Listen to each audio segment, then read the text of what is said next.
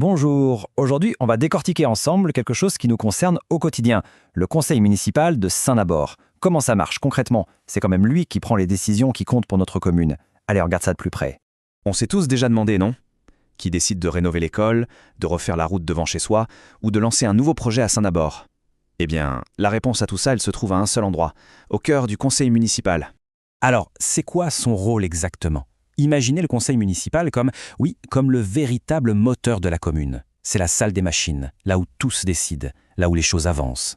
Pour le dire simplement, c'est une assemblée qui est là pour nous représenter, tous les habitants de Saint-Nabor. Et sa mission principale, c'est de prendre les décisions importantes, celles qui touchent directement à notre vie locale. Et s'il y a une chose à retenir, c'est bien ça. Tout ce qu'il fait, c'est dans un seul et unique but, servir l'intérêt général. Le conseil s'occupe de ce qu'on appelle les affaires de la commune.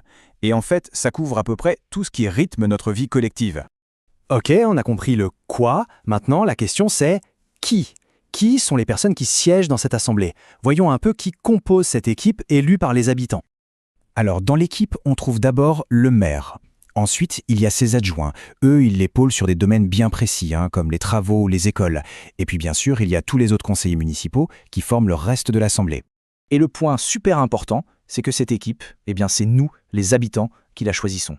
C'est ça, la démocratie locale. Tous les membres sont élus directement pour un mandat de 6 ans. Alors attention, petite subtilité intéressante. On n'élit pas directement le maire. En fait, ça se passe en 2 temps. D'abord, on élit les conseillers, puis, lors de leur toute première réunion, ce sont eux, les conseillers, qui votent entre eux à bulletin secret pour désigner le maire. Et c'est pareil pour les adjoints. Le nouveau maire propose des noms et le conseil vote à nouveau. Bon, d'accord. On sait qui est dans l'équipe. Maintenant, la grande question, comment est-ce qu'on passe d'une simple discussion à une décision officielle? Quel est le cheminement?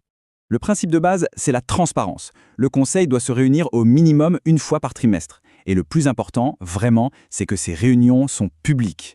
Oui, ça veut dire que tout le monde peut y assister, écouter les débats, c'est ouvert à tous. Le cheminement d'une décision, c'est assez simple en fait. Ça se passe en 3 étapes. D'abord, le débat. Les conseillers discutent, argumentent sur les points qui sont à l'ordre du jour. Ensuite vient le vote, qui se fait le plus souvent à main levée. Et enfin, l'adoption. Si la majorité est pour, c'est adopté. C'est aussi simple que ça.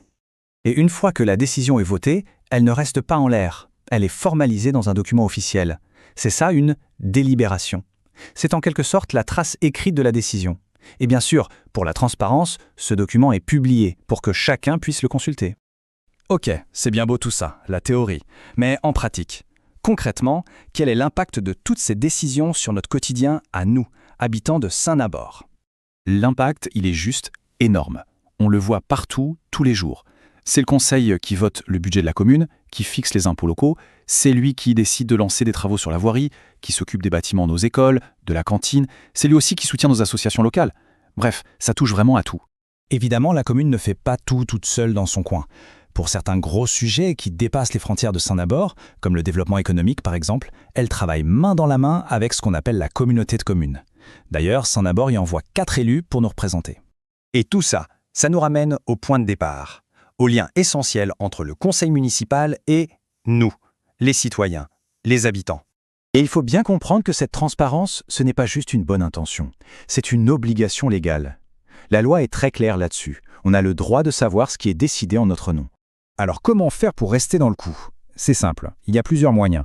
Le plus direct, c'est d'assister aux réunions publiques. On peut aussi lire les comptes rendus officiels, les fameuses délibérations qui sont accessibles en mairie ou sur Internet. Et puis bien sûr, il faut suivre les communications de la commune. Et voilà, le fonctionnement du conseil municipal de Saint-Nabor est un peu plus clair, j'espère. Comprendre son rôle, c'est vraiment la première étape pour participer à la vie de la commune. Alors maintenant, on a toutes les cartes en main pour choisir qui nous représentera